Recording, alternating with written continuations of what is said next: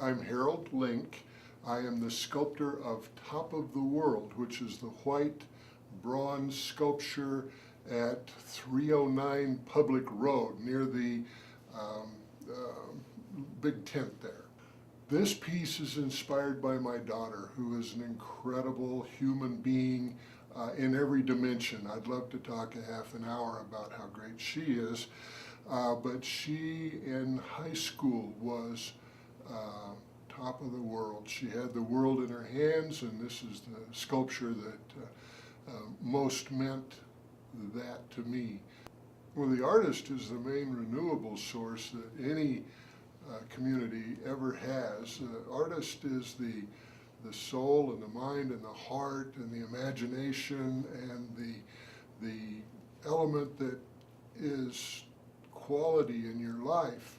Art is free in a sense.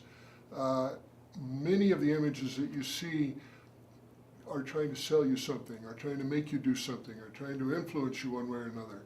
When you see public art, it's simply there as a gift to you, something that you can put in your heart, you can sit and enjoy it as long as you want to. It's not trying to make you do anything, but if you look closely, it can take you somewhere you've never been before, somewhere inside your heart that maybe you've never been. There's only one fundamental tool, and that is your eye. I could not do without my eye. Benjamin Franklin said the master does more work with his eye than with his hand, and I think that's true, and I think his or her hand, because I know some magnificent female sculptors, but that wasn't his time. If you can't see what the art is, you can't create it.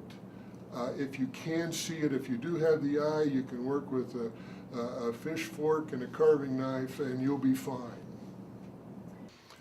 Art funding for sculpture and for art is important, but the most important funding is that which comes from people taking the time and the energy to interact. One of the things I like about Lafayette is that on Fridays and Saturdays people are out with the art. They make it part of their life, and it's not just sculpture. It's poetry, it's music, it's crafts of all kinds. That I just really admire. That's the kind of funding that makes artwork. The money will happen. There's lots of money in our society, and the money will flow where people are interested and where people are excited. It's necessary. I mean, sculpture's too expensive for me to do as a hobby.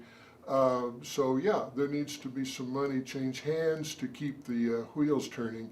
But absolutely, the funding that counts is people learning that art can make their lives better. I love Lafayette. I have never seen a town. I do a lot of sculpture and a lot of sculpture walks. In Lafayette, you define interaction with the art and with the sculpture. I was so taken with the See and Respond, where people took your sculpture and wrote poetry about it, did photography of it, did paintings of it, and all of those were done of a piece I had here before, a piece that's now in your permanent collection. It was so rewarding to me as an artist to have that kind of response and care and interaction with the people who saw my work and then were inspired to do other pieces of art by it. It was just the greatest thing ever for me. So if that happens again, and I know with Susan Booker and with Rachel and the staff here, those things happen, and you guys are really at the front of the line as far as that kind of interaction with the art.